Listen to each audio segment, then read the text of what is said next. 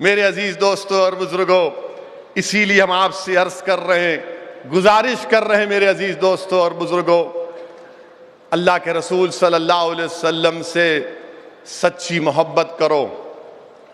और मोहब्बत सिर्फ जबान से नहीं, ये मोहब्बत नहीं कि खाली कल 12 रबीउल अव्वल में जुलूस लेके हाँ हिला रहे, नात पढ़ रहे, हिला रहे, उसके बाद दिल ही नहीं हिल रहा आपका। जोहर की नमाज गोल, असर की नमाज गोल, फिर आप जहेज भी ले रहे, फिर आप गुटखा भी खा रहे, फिर आप चरस भी मार रहे। हम पुलिस को भी ये बोलेंगे, ये ड्रग्स आखिर इतना आ रहा कैसे, यहां पे क्यों आ रहा यहां पर? कल अखबार में पढ़ा के कितना 150 किलो या 200 किलो गांजा पकड़े। अरे आखिर हारा कहां से बाबा? ये गुजरात में तो वो पोर्ट के ऊपर हर 10 दिन में आता के 1000 करोड़ के ड्रग्स पकड़े गए। आखिर आ रहा क्यों यहां पर? ये न्यू इंडिया में क्या हो रहा है? ड्रग्स क्यों आ रहे हैं? मगर आपको और हमको अपने आप को बचाना है, अपनी नस्लों को बचाना है। ये ड्रग्स हम तमाम को खत्म कर देंगे। मेरे अजीज दोस्तों और बुजुर्गों, मेरी आपसे अदबन गुजारिश है कि अपने हिम्मत और हौसले को बुलंद रखिए। डरने और घबराने की जरूरत नहीं है। बहुत से लोग आए और चले गए, कुछ नहीं कर सकेंगे इंशाअल्लाह ताला। मेरी बात को याद रखो, आप कुछ होने वाला नहीं है। जो लोग आज हमको डरा रहे, मदरसे के नाम पे डरा रहे, याद रखो मुसलमानों, मदरसे मुसलमानों का खिला है, मदरसे मुसलमानों का खिला है, मदरसे मुसलमानों का चिराग है। मदरसों से हम इस्लाम की तालीमात पर अमल करते हैं। यही मदरसों से हाफिज कुरान निकलता है जो कुरान पढ़ाता है। इन्हीं मदरसों से इमाम निकलता है जो हमको अच्छे और बुरे की तमीज पैदा करवाता है। इन्हीं मदरसों से मौज़्ज़म निकलते हैं जो अज़ान देता है। इन्हीं मदरसों से मुफ्ती निकलते हैं जो फतवा देते हैं। इन्हीं मदरसों से मुहद्दिस निकलते हैं, फुक़हा निकलते हैं, इस्लाम की तालीमात देने के लिए, अच्छे और बुरे की तमीज पैदा करने के लिए कि जिहाद में और फसाद में फर्क क्या है। जिहाद और फसाद में फर्क कौन बताएगा? आलिम दीन बताएगा। मगर हमारे वतन अजीज में मदरसों को निशाना बनाया जा रहा है। मैंने पहले भी कहा और आज भी कह रहा हूं कि मदरसे का जो सर्वे उत्तर प्रदेश में हो रहा है, मैं उसको कंडेम करता हूं। आप मदरसों का सर्वे क्यों कर रहे हैं? क्वेश्चन नंबर 9 क्या है और उसके बाद के क्या हालात होंगे? मैं तो अपनी बात करता रहूंगा, मगर जो लोग आज मुझ पर तनकीद कर रहे हैं कि वैसे ही तुम उत्तर प्रदेश जाकर इलेक्शन क्यों लड़े, अरे बताओ, आज मदरसों का सर्वे उत्तर प्रदेश में हो रहा है, वक्फ का सर्वे हो रहा है, कहां गए आप लोग? क्यों खामोश बैठ गए आप लोग? ये कौन सी तुम्हारी सियासत है कि जब मैं इलेक्शन लड़ रहा था तो तुम रात के अंधेरों में छुप छुप कर जाकर मुसलमानों की बस्तियों में कहते थे कि असद से दूर रहो और अखिलेश को करीब करो, असद से दूर रहो और अखिलेश को करीब करो। अब अखिलेश मुंह नहीं खोलता और असद ही मुंह खोलता है। इस पर तो सोचो, इस पर तो सोचो। ये कौन सी तुम्हारी सियासत है कि उत्तर प्रदेश में समाजवादी की ताईद और समाजवादी बीजेपी को नहीं हरा पाई तो आप बीजेपी के दुम छल्ले बन गए? ये कौन सी सियासत है आपकी, बताओ? मेरी मुखालिफत करो, मुझे परवाह नहीं है, मगर तुम जिसके लिए काम करे उसको तो बोलो कि मुंह खोल, कुछ तो बोल, जिंदगी का एहसास दिखाओ, दिलाओ उसको, मगर कुछ नहीं बोलेंगे। हम जब बोलते हैं तो बोलते अब हर मसले में बोलते, बराबर बोलेंगे, इंशाअल्लाह बोलते रहेंगे जब तक अल्लाह जिंदगी बाकी रखेगा। सच्चाई को बयान करते रहेंगे। आपको पसंद नहीं है, कान में रुई लगाकर बैठिए, क्योंकि सच्चाई कमजोरों को पसंद नहीं आती, सच्चाई गुलामों को पसंद नहीं आती। और याद रखो मुसलमानों, हिम्मत और हौसले को बुलंद रखो। मैं तुमको इसलिए कह रहा हूं मैं बार बार कह रहा हूं कि इमाम हुसैन को याद रखो, इमाम हुसैन को याद रखो। सुबह कयामत तक दुनिया इमाम हुसैन को याद रखेगी और सुबह कयामत तक यजीद पलीद कहा जाएगा। मैं जाकर देखा हूं इमाम हुसैन के रोजे को, करबला गया था, मैं देखा इमाम हुसैन का रोजा ऐसा दिख रहा है कि जिंदगी है वहां पर। हुसैन के रोजे पर जिंदगी नजर आ रही है। वो करबला के मैदान को देखा, आंख में आंसू आ गए कि इसी जगह पर नवासे रसूल ने, अपने अहले बैत ने अपना सब कुछ कुर्बान किया। मगर जब वो रोजा देखोगे तो बोलेंगे यहां तो जिंदगी की मिसाल है। यजीद मुर्दार है, याद रखो। वक्त के यजीदों का साथ मत दो, वक्त के यजीदों का साथ मत दो। मुसलमानों, मैं तुमसे भीख मांग रहा हूं, पहचानो। अल्लाह ने तुमको दिमाग दिया, तुम दोस्त और दुश्मन की तमीज पैदा करो। तुम्हारे सफों में जो यजीदी एजेंट है उनको पहचानो, जो हुसैन का परचम उठाकर अपना सब चीज कुर्बान करने के लिए तैयार है, तुम उनका साथ दो। अगर ओवैसी खराब है तो ओवैसी से अच्छे एक लीडर को बना लो। अगर ओवैसी में थोड़ी बहुत सच्चाई है मजलिस में तो साथ दो, मगर इन यजीदियों को पहचानो। वक्त के यजीद का साथ दोगे तो फिर वक्त का फिरौन और नमरूद मजबूत होगा। यजीदियों को निकालो तो वक्त का फिरौन और नमरूद खुद ब खुद कमजोर पड़ जाएंगे। मेरे अजीज दोस्तों और बुजुर्गों, आप जानते हैं कि आज से 2 दिन पहले आरएसएस के मोहन भागवत ने एक बयान दिया था। बयान में आरएसएस के मोहन भागवत ने कहा, मोहन भागवत ने यह कहा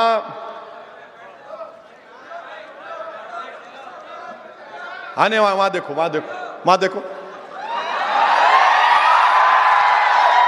वहां देखो, वहां मेरे को वहां देखो। आप कैसा लगा स्क्रीन वो? और अगर आप बैठ सकते तो बैठ जाओ, हरी टोपी बैठो। तो आरएसएस के, हाँ सुनिए सुनिए, आरएसएस के मोहन भागवत ने, आरएसएस के मोहन भागवत ने अपनी विजयदशमी स्पीच में कहा कि भारत में वतन अजीज, भारत में मजहबी इम्बैलेंस हो रहा, मजहबी इम्बैलेंस हो रहा, और बोला कि आबादी पर देखना पड़ेगा। तो मोहन भागवत साहब, आपका खर्जा तो हम रखते नहीं, किसी के माइका लाल का नहीं रखते, तो आपका क्यों रखेंगे? अब आप मेरे को बता दो कि मोहन भागवत साहब ये बोले हैं कि भारत में रिलीजियस इम्बैलेंस हो रहा है, तो हमारे मुल्क में एक चीज है TFR, टोटल फर्टिलिटी रेट, वो 2% हो गया।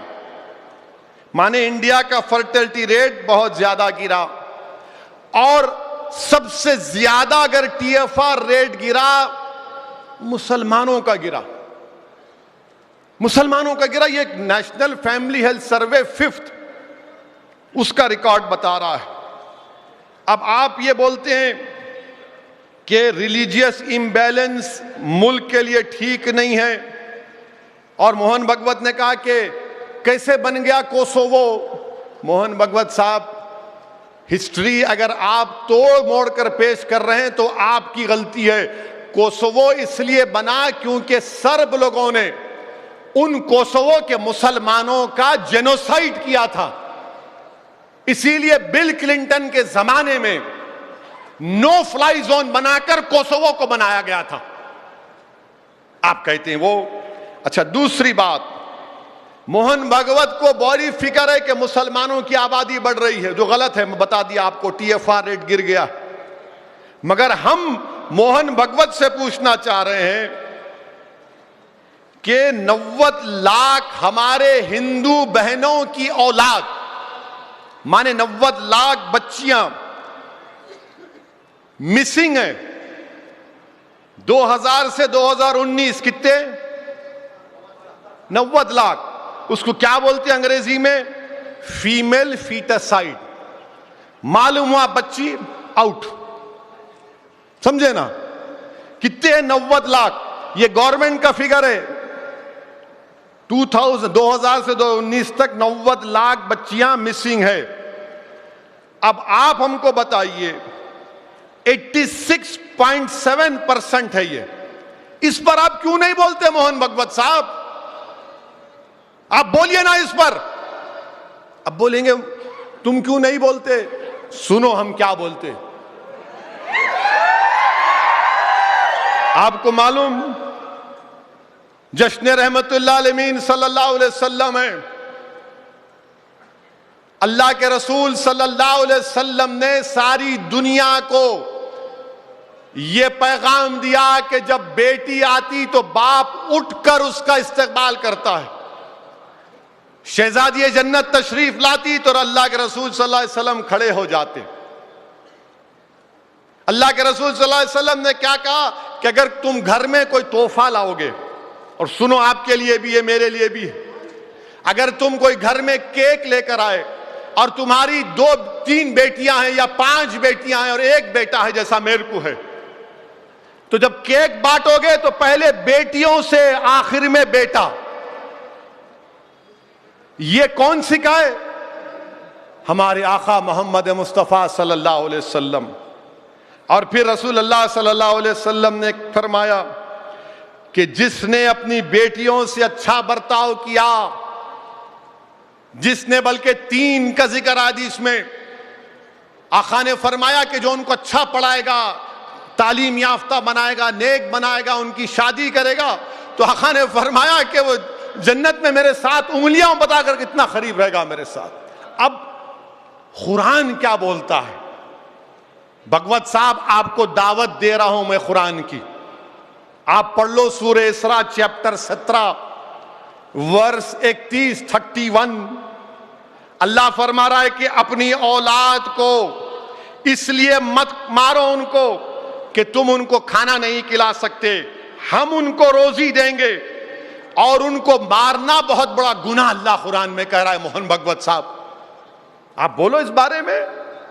2000 से 2019 फीमेल फीटरसाइड कितना है? 90 लाख। इस पर बात करो, आप नहीं करेंगे। अच्छा फिर आप ये भी देख लो, बोलते पॉपुलेशन आबादी को कंट्रोल करना है, मुसलमानों की आबादी नहीं बढ़ रही। तुम ना खामा टेंशन में मत ले जाओ, अरे आबादी बढ़ रही रे, नहीं बढ़ रही, आबादी गिर रही, आबादी गिर रही हमारी। हर टीवी पे बैठ के बोलते। एक टीवी चैनल पे मुझे बुलाए, डिबेट में मिला, देखो मैं मुंह छोड़ के बोल दूंगा, तुम एहतियात करना। तो समझ में आ गया उनको। तो मुझसे बोले क्या बोलेंगे आप? मैं शुरू करूंगा बीजेपी के बड़े लीडरों से। बोले क्या बोलेंगे उनके बारे में? उनके बाप ने कितने बेटे बेटियां पैदा किए। तो बोले नहीं आप नहीं आप सही बोलते। बोला मैं सही बोल रहा हूं। तो इसीलिए हम बोल रहे हैं कि आप बच्चे मुसलमानों का TFR गिर रहा है, टेंशन मत लो। नहीं बोल रहे ना इतने पैदा हो रहे, नहीं हो रहे, पॉपुलेशन गिर रहा आपका। सबसे ज्यादा TFR आपका ही गिरा, किसी का नहीं गिरा। अच्छा सबसे ज्यादा बच्चे पैदा करके एक बच्चे में दूसरे पैदा कर जो टाइम देता ना, उसको स्पेसिंग बोलते। स्पेसिंग सबसे ज्यादा कौन कर रहे मालूम आपको? मुसलमान कर रहा। सबसे ज्यादा कॉन्डोम कौन इस्तेमाल कर रहा? नहीं ये बताने के लिए हम इस्तेमाल कर रहे। मोहन भागवत इस पर नहीं बोलेंगे। नहीं ऐसा नहीं, मैं बता रहा हूं, फैक्ट बता रहा हूं। नहीं पॉपुलेशन बढ़ रहा। अरे कहां बढ़ रहा मोहन भागवत साहब? आप डेटा रख के बात करो ना, डेटा रख के नहीं बात करेंगे। अच्छा फिर आप देख लो, मोदी हुकूमत ने 2020 में सुप्रीम कोर्ट को एक एफिडेविट दिया। उस एफिडेविट में उन्होंने कहा कि फैमिली प्लानिंग कंपल्शन हम नहीं कर सकते, नहीं करना चाहते। मगर मोहन भागवत खाली मुसलमानों का से नफरत और डर दिखाने के लिए पॉपुलेशन बढ़ रहा, पॉपुलेशन बढ़ रहा। अरे इस पे बात करो। अच्छा अब आप असल चीज पे आ जाओ। आपको मालूम 2011 के सेंसस में 60 साल की उम्र वाले कितने हैं भारत में? 10 करोड़ 40 लाख। 2011 के सेंसस में भारत में 60 साल की आबादी वाले 104 मिलियन, माने 10 करोड़ 40 लाख के करीब, 10% है पॉपुलेशन का। अब 2022 है ना? 2031 तक कितने हो जाएंगे 60 साल के ऊपर के लोग? 194 मिलियन, 19 करोड़ के करीब, 19 करोड़ के करीब। 2061 में कितना हो जाएगा? 40 करोड़, 441 मिलियन। अब आप मेरे को बताओ, मोदी जी तो नौकरी नहीं दे रहे, ना तनख्वाह बढ़ रही, ना कुछ हो रहा। अब जब 2031 में 20 मिलियन लोग 60 साल के ऊपर के हो जाएंगे, तो 2061 में 40 करोड़ हो जाएंगे, यानी देश की आधी आबादी अपनी औलाद पर डिपेंडेंट हो जाएगी कि खाना खिलाओ, दवाएं पहुंचाओ। इसके बारे में क्यों नहीं बात करते आप? हमारी आबादी बूढ़ी हो रही है भारत की। मैं चैलेंज कर रहा हूं बीजेपी वालों, मुझे मेरी इस बात को झुठला दो तुम। एक के मुसलमानों का टीएफआर गिर रहा है, दूसरा के 2000 से 2019 में 90 लाख बच्चों का फीमेल फिटेसाइड हुआ है, तीसरा ये कि 2031 तक 19 करोड़ के करीब, 20 करोड़ के करीब 60 साल के ऊपर लोग हो जाएंगे। अब आप बताओ इनको कौन खिलाएगा? तो बीजेपी आरएसएस एक तय कर ली, हम तो नहीं खिलाएंगे, मुसलमान को मार खिलाएंगे। बस मुसलमान का डर दिखाओ, ये देशद्रोही है, ये गाय को काट कर खाने वाला है, ये आतंकवादी है, इसके मदरसे टेररिज्म के सेंटर हैं, ये मौलाना फुला है, ये मुल्ला है, ओवैसी भड़काओ भाषण देता है, वो नया जिन्ना है। अरे तुम कितनी गालियां दोगे हमको? मगर ये जो सच्चाई जो बयान कर रहा हूं उस पर तो बात करो, बात करो, इस पर नहीं करेंगे। और मेरे अजीज दोस्तों और बुजुर्गों, एक और बात मोहन भागवत साहब ने कही कि नाम निहाद अक़लियतों को डराया जाता है, हिंदुओं से डराया जाता है, ये उन्होंने कहा अपनी तकरीर में। मोहन भागवत साहब, हम नाम निहाद नहीं है। भारत के आईन और संविधान के तहत आर्टिकल 30 के तहत मैं माइनॉरिटी ऑफ इंडिया हूं। मैं आपके रहमो करम पर भारत में नहीं रह रहा हूं। भारत का आईन जिसको बाबा साहिब अंबेडकर ने बनाया, उस संविधान की वजह से मुझे इज्जत मिलती है। मैं तुम्हारे रहमो करम पर या बीजेपी आरएसएस के रहमो करम पर भारत में नहीं हूं।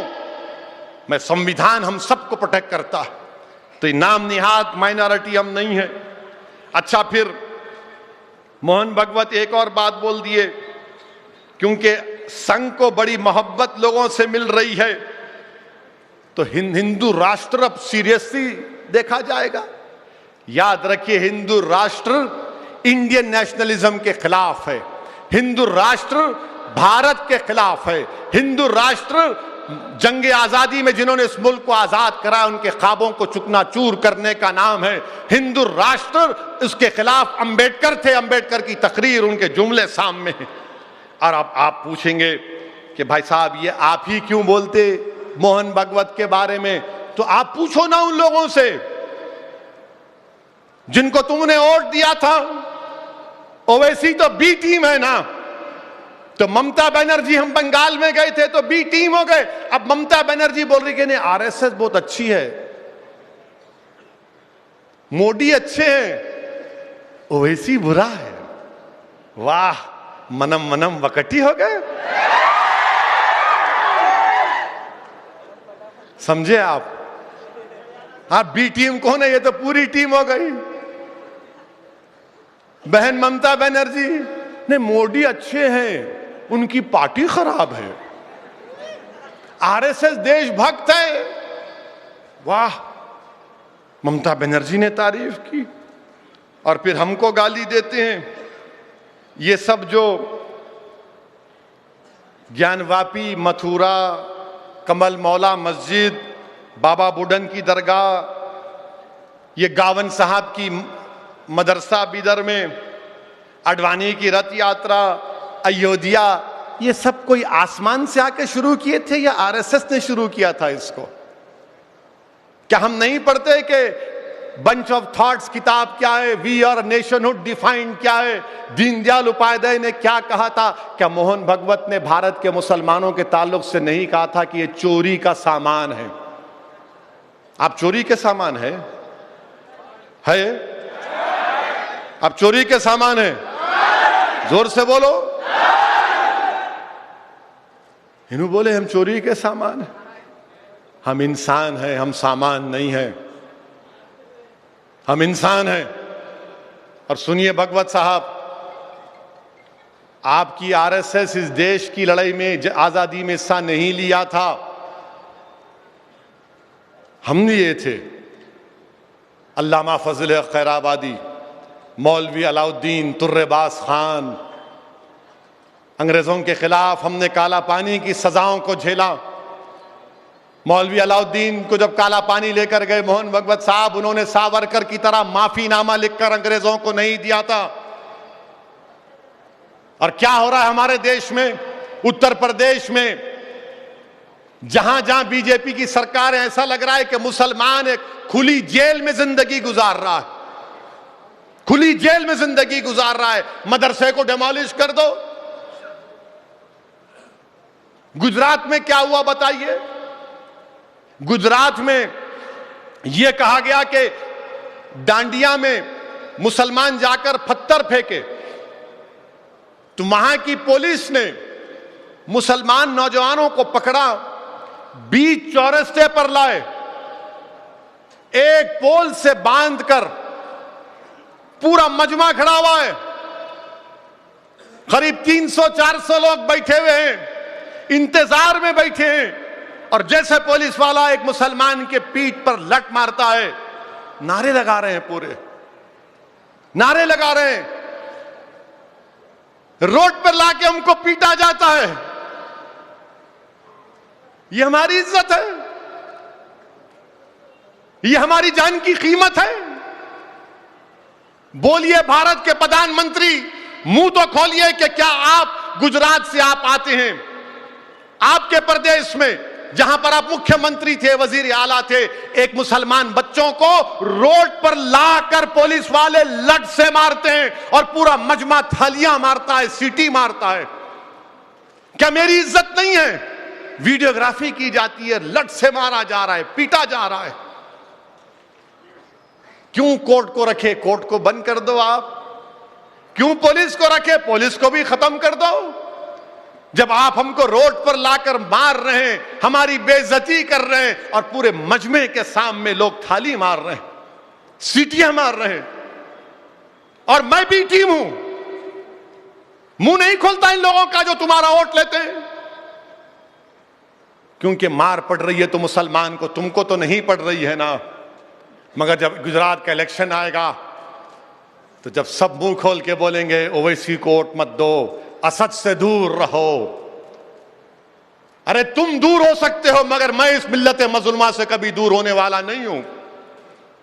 जिस किसी पर जुल्म होगा मैं उसके करीब रहूंगा इंशाअल्लाह ताला, क्योंकि मैं इमाम हुसैन के गुलामों का गुलाम, उनके गुलामों के पैरों की धूल भी नहीं हूं। मैं जालिम का साथ नहीं दे सकता। मैं लड़ूंगा जब तक जिंदगी अल्लाह बाकी रखेगा। ये कोई जुल्म है ये कि इस तरह का बर्ताव कि रोड पर लाकर लठों से मारा जा रहा है? ये भारत की जमहूरियत है, भारत का संविधान है, भारत का सेकुलरिज्म है, रूल ऑफ लॉ है, फंडामेंटल राइट्स है, फिर क्या है बताओ? एक रोड के कुत्ते की इज्जत है, मुसलमान की इज्जत नहीं है। तुम रोड पर लाकर सरे बाजार मुझे पीटते हो, मगर मारने वालों मारो, याद रखो तुम हजरत बिलाल को नहीं जानते। हजरत बिलाल को भी मक्के की सरजमीन पर उस वक्त के तुम्हारी तरह जालिम लोग हजरत बिलाल के पीठ पर गरम गरम पत्थर रख देते थे और हजरत बिलाल पुकार कर कहते थे, अहाद अहाद अहाद, तुम हमको मार रहे, हम भी अहाद अहाद कहेंगे। अरे वक्त तुम्हारा है ना, एक दिन हमारा भी वक्त आएगा। मगर हम तुम्हारा तेरे जुल्म का जवाब जुल्म से नहीं करेंगे। हम जुल्म का जवाब जुल्म से नहीं करेंगे। तुम्हारे पास सत्ता है, तुम्हारे पास ताकत है, तुम ताकत में डूबकर जालिम बन चुके हो। तुम्हारे पास अगर सत्ता होती तो तुम इंसाफ करते। अगर वो बच्चे पत्थर फेंके तो तुम उनको जेल में डालते, कोर्ट में केस चलाते, मगर नहीं, पहले पुलिस स्टेशन ले जाकर तुम मारते थे।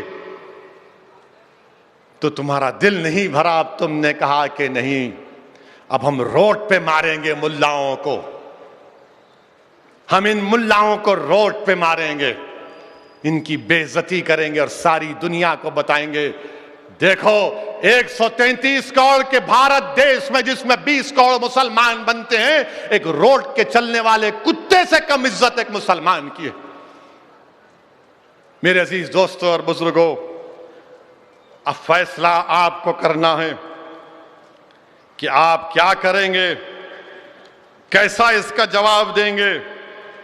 मैं आपसे एक ही बात कह रहा हूं, तशद्दुद का जवाब तशद्दुद से नहीं होगा, वायलेंस का जवाब वायलेंस से नहीं, जुल्म का जवाब जुल्म से नहीं, जुल्म का जवाब इत्तेहाद से, जुल्म का जवाब सियासी ताकत से, जुल्म का जवाब जमहूरियत को मजबूत करके, जुल्म का जवाब रूल ऑफ लॉ को मजबूत करके। और जुल्म देखकर अपने हौसलों को पस्त होने मत दो। हजरत बिलाल को याद रखो, हजरत अम्बार बिन यासर की कुर्बानी को याद रखो, रसूलुल्लाह सल्लल्लाहु अलैहि वसल्लम की साहबजादी की कुर्बानी को याद रखो। हामिला थी, हिबार बिन अस्वद ऊंट पर थी हमारी शहजादी, मारा, हमल साकित हो गया, उसके बाद इंतकाल कर गई। याद रखो मुसलमानों, अपने हौसलों को बुलंद रखो। आप देख रहे हैं कि क्या क्या हमारे देश में हो रहा है। और फिर एक और जगह पर मोहन भगवत बोलेंगे, मैं वो पॉइंट उठाया था उसका जवाब नहीं दिए, वो भी जवाब दे दे के ख़त्म करेंगे उनको, नहीं तो उन्होंने बोलेंगे नहीं मैं ऐसा बोला था, वो ऐसी भूल गए होना बोल के। अच्छा हाँ, अब एक बात, हाँ, अब एक बात, आपको मालूम, मुसलमान अगर 1000 बच्चे पैदा कर रहा, बेटे, कितनी बेटियां पैदा हो रहे उसको? 943। 1000 बच्चे बेटे हुए तो बेटियां कितने? 943। अब मोहन भगवत साहब हमारे को ये बोलो, आप हिंदू भाई हमारे 1000 बेटों को पैदा कर रहे तो खाली 913 बेटियां पैदा हो रहे उनको। आपको, हमको 943, उनको 913। इस पे नहीं बोलेंगे भगवत साहब, मुंह में दही जम जाती इनके। यानी हर चीज का रिकॉर्ड डेटा हमारे पास है, गवर्नमेंट का, मेरा नहीं है, मेरा नहीं है। हैरत की बात यह है। और फिर मदरसों के पीछे पड़ गए। अच्छा, वो ईरान में वो मुल्क में हो रहा उनका झगड़ा, इन हमसे पूछ रहे ईरान में हो रहा, तो क्या बोलते आप? ईरान मेरे बाप का मुल्क नहीं है,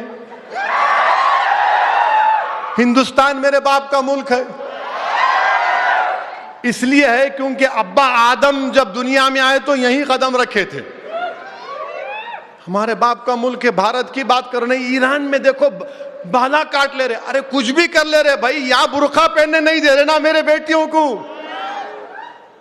वहां उनको जो करना है कर रहे, यहां पे हमारे को बुर्का पहनने दो, हिजाब पहनने दो, निकाब पहनो।